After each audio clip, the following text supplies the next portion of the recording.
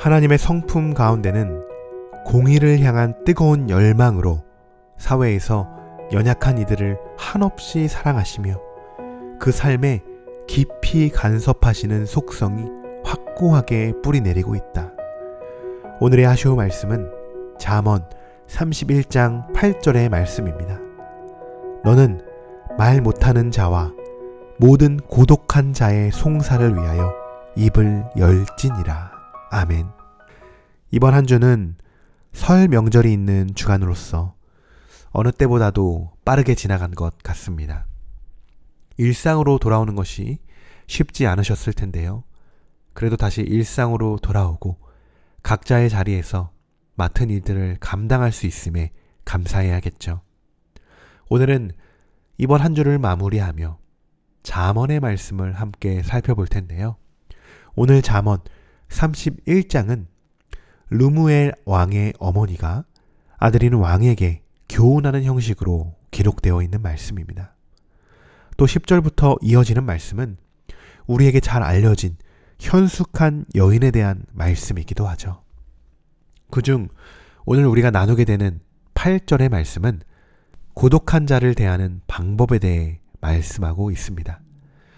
여기서 말하는 고독한 자란 어떤 사람들을 말하는 것일까요? 가난을 겪게 된 사람 또는 극단적인 어려움에 처한 사람들을 말하는 뜻입니다. 그럼 지금 우리가 살아가는 시대에 고독한 자라고 생각한다면 어떤 사람들이 있을까요? 사회적으로 약자들을 말할 수 있을 것이고 신앙적으로 본다면 예수님을 영접하지 않은 사람들일 수도 있겠죠.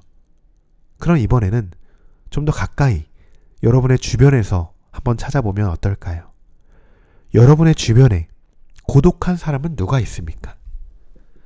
좀 더 단어를 풀어 이야기해 본다면 홀로 떨어져 있는 사람, 매우 외롭고 쓸쓸한 사람, 어려운 일을 당하여 몸이 고생하고 애쓰는 사람이 있다면 누가 있을까요? 그리고 다시 한번 생각해 보십시오. 나는 그들을 어떤 마음으로 생각하고 그들을 대했는가? 또 나의 무관심이 상대에게 더욱 상처를 주지는 않았는가? 여러분, 예수님의 사역을 돌아보십시오. 예수님이 어떻게 사역하셨습니까? 예수님은 가장 낮은 곳에 있는 자들에게 찾아가셨습니다. 아무도 찾지 않고 멀리하고 사람들이 꺼려하는 그 사람에게 예수님은 먼저 다가가셨습니다. 여러분, 이것이 예수님의 사랑입니다.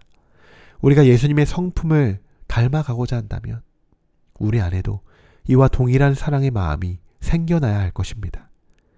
우리 주변을 돌아보십시오. 얼마나 아프고 어려운 사람들이 많이 있습니까? 가정 문제, 자녀 문제, 신앙적인 문제 등 여러분들이 그분의 문제들을 더 잘 알고 있지 않으십니까? 그런데 여러분, 그들을 위해서 여러분은 얼마나 기도하고 계십니까?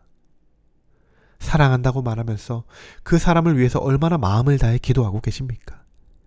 지금도 그 사람은 홀로 외로이 세상 어느 한켠에서 하루하루 버티고 있을지 모릅니다. 사랑하는 성도 여러분, 우리가 예수님의 마음을 품고 예수님의 마음으로 그들을 위해 전심으로 기도하고 마음을 다해 사랑으로 그분에게 복음도 전하고 위로하고 그분과 잠시나마 함께할 수 있기를 소망합니다. 멀리 있지 않습니다. 고독한 자는 겉으로 드러나지 않을 뿐 그분의 마음은 공허한 마음으로 가득 차 있을지도 모릅니다.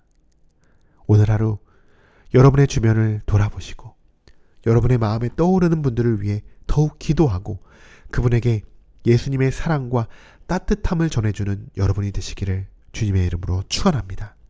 기도하겠습니다.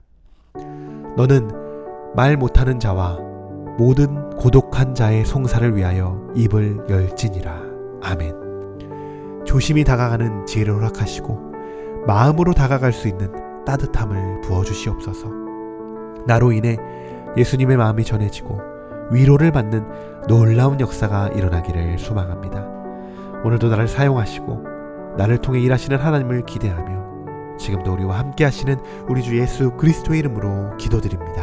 아멘.